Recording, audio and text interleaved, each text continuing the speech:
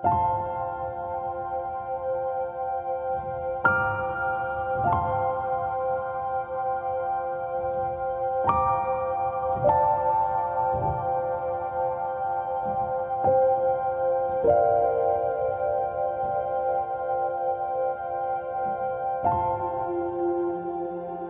spring has sprung and all the carp anglers around the country and I've joined all their new syndicate lakes, and I'm no different. You join me on the banks of Frimley Pit 4, it's my new syndicate lake for this year.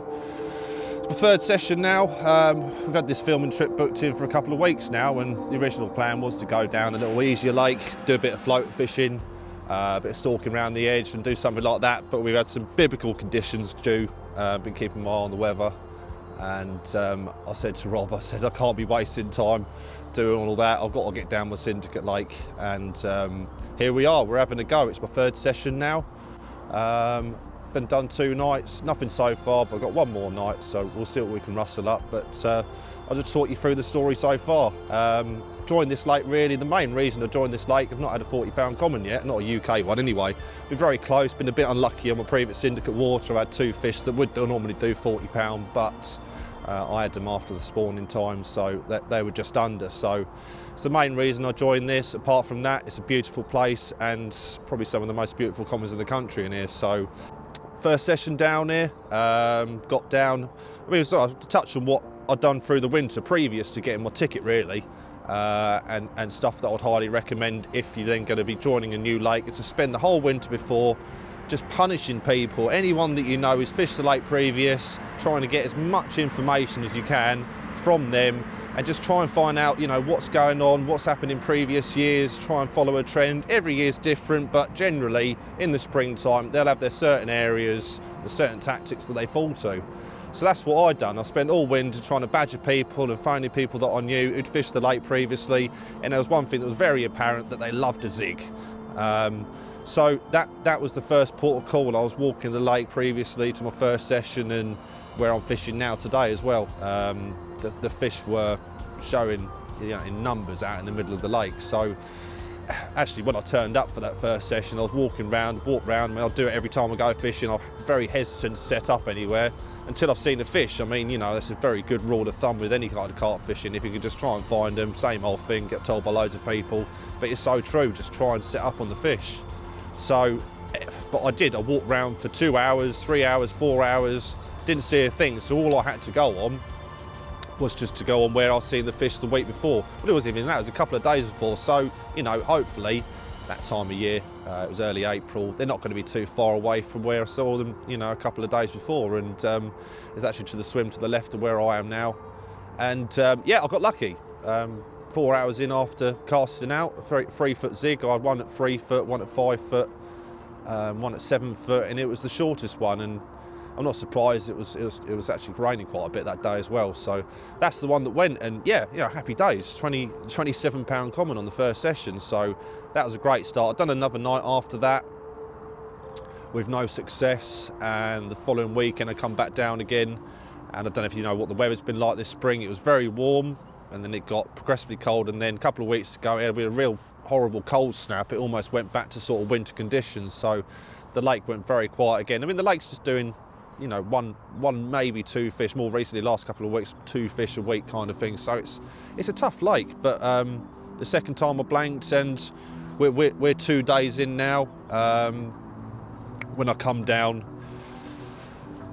Tuesday, had a walk round, and again the fish are out in that middle zone, and I could see the weather conditions. We've had easterly winds for the last couple of weeks, and I knew they were going to be switching round, but the fish didn't move on that wind. It was surprising. I thought the southerly was going to push round, and they were going to push round and round to my left from where I am, but they've seemed to have stayed out in the middle. So tactics wise, got the first night, chucked 3 singles out there just to the showing fish, but I was just noticing that when I was chucking the singles out, where the fish are showing is in like light weed.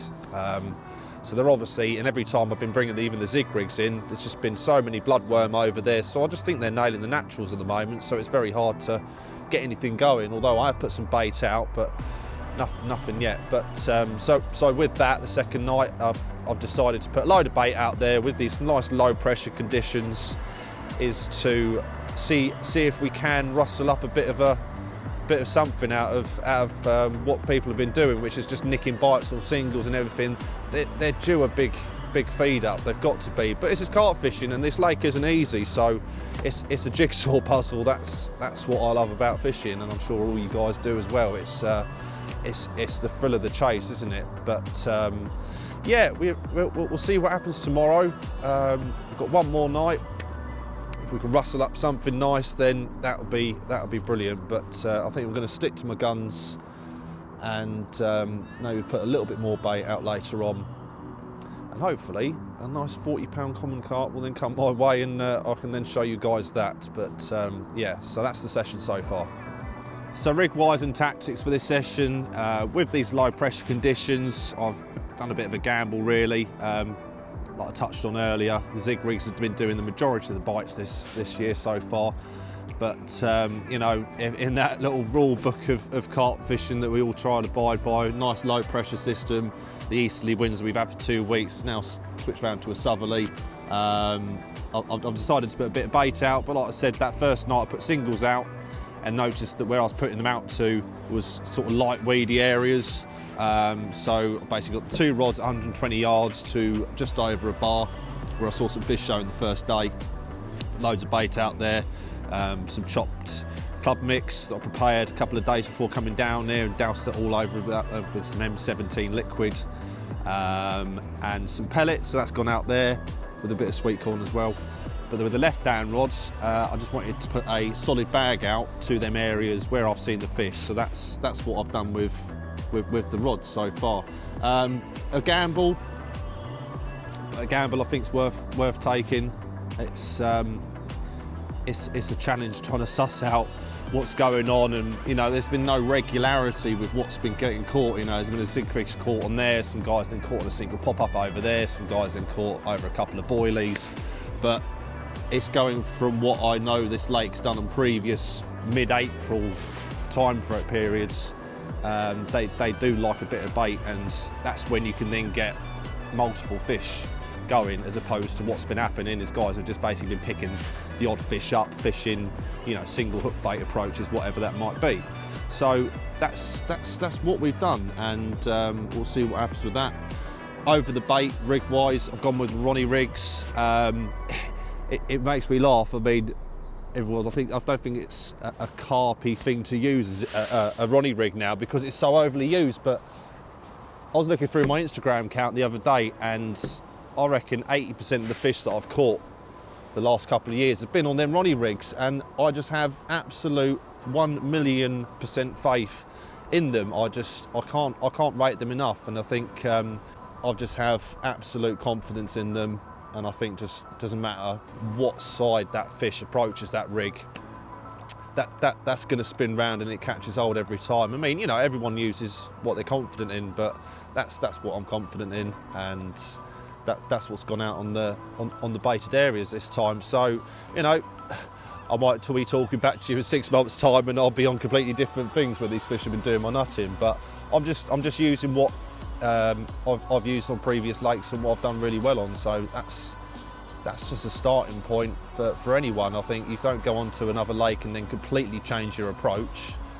You adjust it a little bit, but just use what you're confident in and what's caught you fish before. Because a carp's a carp at the end of the day. They all feed slightly differently in different lakes, but all their mouths are the same, and just use what you're confident in. So that's what I'm doing, and we'll see if that doesn't do us a bite. So yeah, it's only my 3rd session down here, but you know, I'll tell you what, I absolutely fallen in love with the place. It's such a well-run fishery. Just want to thank Mark Fisher for letting us on here and giving us the opportunity to have a go for these fantastic commons that live in this lake. It's just immaculate, and it's so well run, and it's refreshing from other lakes that I've fished. All the lads down here, I can't praise them enough. I haven't met a bad lad yet, and I'm really looking forward to getting stuck into some of these amazing commons in here, hopefully tomorrow morning I'll have one to show you. So fingers crossed for that. I'm going to sign off this little in-session piece now, and I'll speak to you soon.